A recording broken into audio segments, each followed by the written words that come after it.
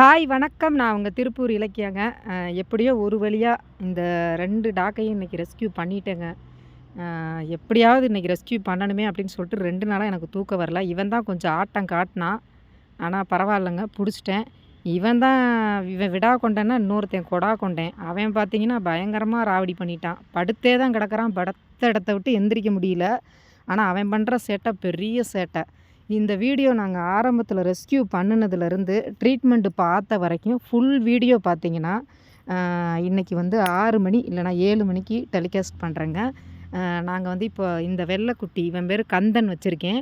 இவனுக்கு வந்து இவனை ஒரு வழியா பிடிச்சி கொண்டு வந்தாச்சுங்க. அதுக்கப்புறம் அவனை போய் பிடிக்கிறது நொச்சிப்பாளையம் பிரிவில் படுத்திருந்தான். மோஷன்லாம் போய் ரொம்ப பாவம், ரொம்ப பரிதாபமா இருந்தான் அவனை பார்க்குறதுக்கு. அப்புறம் நம்ம எஸ்பிசிஐ குரூப்லேருந்து ஒரு அண்ணன் வந்தார். அவரை கூப்பிட்டுருந்தேன். அவர் வந்து கொஞ்சம் சப்போர்ட் பண்ணி ஒரு வழியா அதை வாயை கட்டி, ஆனால் இவன் எந்திரிக்க தான் முடியலை. ஆனால் அந்த இடத்த விட்டு எந்திரிக்க முடியலனாலும் வாயை கட்ட விட மாட்டேங்கிறான். அப்படியே கட்டி பிடிச்சிட்டேங்க. பிடிச்சி மோஷன் போயிருந்தான். எல்லாம் கொஞ்சம் க்ளீன் பண்ணிவிட்டு தண்ணி கொண்டு வர சொல்லி பக்கத்தில் பரவாயில்ல ஒரு ஹிந்திக்காரவங்க ஒர்க் ஷாப்புக்கு வச்சுருந்தாங்க. ஓடி வந்து அவங்க தான் பார்த்து தண்ணியெல்லாம் கொடுத்து கொஞ்சம் ரிஸ்க்கு தான். கொஞ்சம் கஷ்டப்பட்டு எப்படியோ கையை காலை கட்டி அவர் வாயை கட்டி கொடுத்துட்டாரு அந்த பிரதரு சீனிவாசன். அவர் வந்து கட்டி கொடுத்துட்டாரு. அதுக்கப்புறம் நான் வந்து கை காலெல்லாம் கட்டி ஒரு வழியாக ஆட்டோவில் கொண்டு வந்து ஏற்றி ஹாஸ்பிட்டலுக்கும் கொண்டு வந்தாச்சுங்க. இதோட ஃபுல் அப்டேட் வந்து பார்த்திங்கன்னா நான் சாயங்காலம் போடுறேன். கண்டிப்பாக ஃபுல் வீடியோ வரும். அது ஒரு 10 நிமிஷம் வீடியோ வரும். அதுக்கப்புறம் நாங்கள் ட்ரீட்மெண்ட்டு பார்த்துட்டோம். பார்த்துட்டு இப்போ நான் ஆனந்தி அக்கா அவங்களோட ஷெல்டர் ஓப்பன் பண்ணியிருக்காங்க. அது பார்த்துட்டு போகலாம் அப்படின்னு சொல்லிட்டு இங்கே வந்திருக்கேன். இங்கேயும் வீடியோ எடுத்திருக்கேன். சூப்பராக பண்ணியிருக்காங்க. அருமையான ப்ளேஸு. ரோடு ப்ளேஸில் தான் வந்து எடுத்திருக்காங்க. அந்த அக்கா ரொம்ப நல்லா இருக்கணும்னு வேண்டிக்கிறேன். மற்ற நட்புகள் மாதிரி இந்த அக்கா நட்பு எனக்கு கெட்டு போயிடக்கூடாது. ஏன்னா அந்த வாய் இல்லாத ஜீவன்களுக்காக நாம் போராடணும். அவங்களுக்காக நிறைய விஷயங்கள் இதில் வந்து எவ்வளோ ஏற்றத்தாழ்வு வந்தாலும் இந்த அக்காவோட எந்த பிரச்சனையும் இல்லாமல் நல்லபடியாக போகணும். ஏன்னா எனக்காக இல்லை, என் சுயநலத்துக்காக இல்லை, இந்த நாய்க்குட்டிகளுக்காக கண்டிப்பாக வந்து இந்த அக்கா கொஞ்சம் கூட குறைச்சி பேசினாலும் அவங்களுக்கு நான் கோஆப்ரேட் பண்ணி கண்டிப்பாக அவங்களுக்கு ஒத்துழைப்பு கொடுத்து அவங்களுக்கு நான் சப்போர்ட்டாக இருக்கணும் அப்படின்னு ஆண்டவனை நான் கும்பிட்ற முருகனை வேண்டிக்கிறேங்க. பாருங்கள் இவன் எவ்வளோ போராடிட்டான் தெரியுங்களா? இவனை நான் பிடிக்கிறதுக்குள்ள. ஆனால் பெண்கள் வந்து எல்லா விஷயத்துலேயும் சாதிக்கிறவங்க தான், நான் இல்லைன்னு சொல்லலை. பட் இந்த மாதிரி நாய்க்குட்டிகளை ரெஸ்க்யூ பண்ணுறதெல்லாம் ரொம்ப ரொம்ப ரேரு. ஏன்னா வெப்பன்ஸ், அதாவது பொருட்கள் எதுவுமே இல்லாமல் வெறும் கயிறை மட்டும் வச்சுட்டு போய் பிடிச்சி.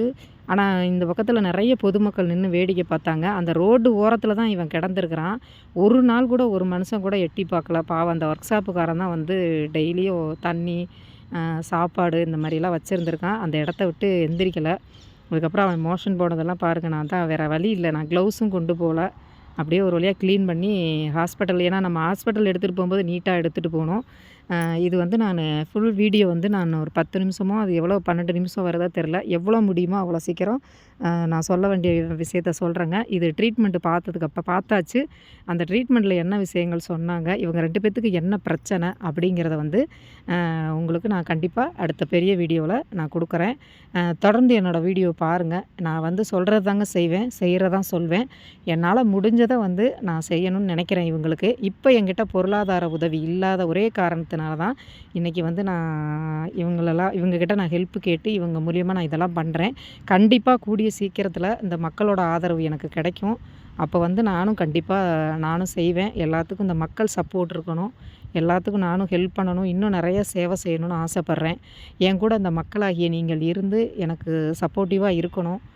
இன்றைக்கி அந்த ஆனந்தி அக்கா செல்ற பார்த்தேன், எனக்கு மனசுக்கு ரொம்ப பிடிச்சிருந்துச்சு. இது போல் தான் நான் ஆரம்பிக்கணும்னு ஆசைப்பட்டேன். அதுக்கான வாய்ப்பை கண்டிப்பாக கடவுள் எனக்கு உருவாக்கி கொடுப்பாரு அப்படின்ற ஒரு நம்பிக்கையோட எல்லாமே ப்ராப்பராக பண்ணி நல்லபடியாக அந்த ஷெல்டர் ஓப்பன் பண்ணணும்.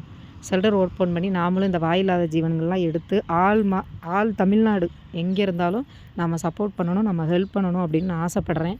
எனக்கு சப்போர்ட்டிவாக நீங்கள் இருப்பீங்க அப்படிங்கிற நம்பிக்கையோடு நான் இருக்கேன். இப்போ இவனுக்கு வந்து பார்த்திங்கன்னா ஆல்ரெடி இவனுக்கு சிடி வந்து ரெக்கவர் ஆகிருக்கிறான். டாக்டர் சொல்லியிருக்காங்க. இதை பற்றின அப்டேட் எல்லாமே நான் உங்களுக்கு ஈவினிங் 6 மணிக்கு போடுறேன்.